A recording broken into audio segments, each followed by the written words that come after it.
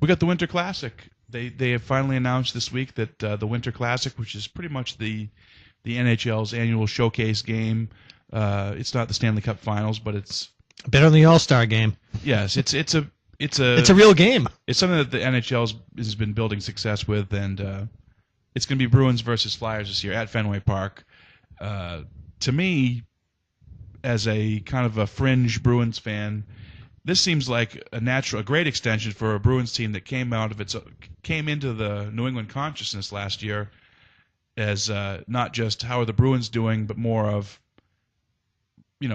boy, the Bruins' fourth line is doing this, and the Bruins are tough here. The boy, I like the goaltending. More of a knowledge about the game, kind of coming back to where it was. And for the showcase game to be played at Fenway Park with this Bruins team on national television, seems to me like it's a huge opportunity for them to get even more headway.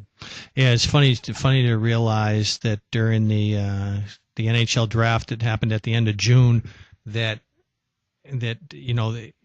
everybody was looking for the next Milan Lucic. Yeah, it's like this kid has a Cam Neely kind of presence, a Terry O'Reilly kind of tenacity. There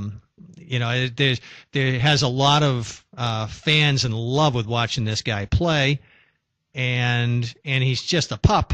Yeah, and there's nothing like getting a young team that feels like it's on its way somewhere. Yeah, and you're not really sure what the ceiling is, but you just revel in having a team that's not a patchwork of Band-Aids to try to keep something going that used to be really good, and let's see if we can keep the smoke and mirrors and burn it out as long as we can before the big rebuilding project. This is a nice young club right now with a lot of good young players, and he seems to be the lightning rod guy for a new generation of fans.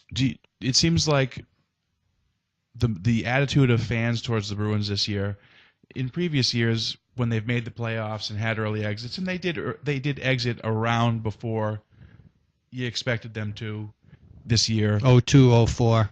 But this year they won a series, but in previous years, had they done that at the exact same playoffs, I think they would have gotten torn apart. But people like this team. No one was saying, "Oh, this is the same old Bruins." It was that more like, "Hey, we've got something to build on here. This is a team that's going to be around over the next 2 or 3 years." Do you think that they built this team saying we want a team that's not only going to be good, but that's going to capture, that's going to connect with fans in the way that Bruins fans want to see a team play hockey? I think that there was definitely that element there when Peter Chiarelli first got the job, and while he was not allowed to directly act on behalf of the Bruins, he made it known to them in the interview process that he wanted Zdeno Chara to be the next linchpin player on this team.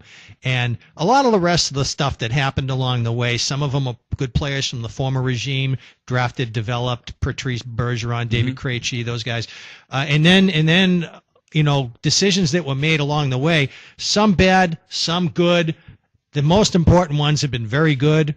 And what you wind up with here is a team that has an old-fashioned approach toward it.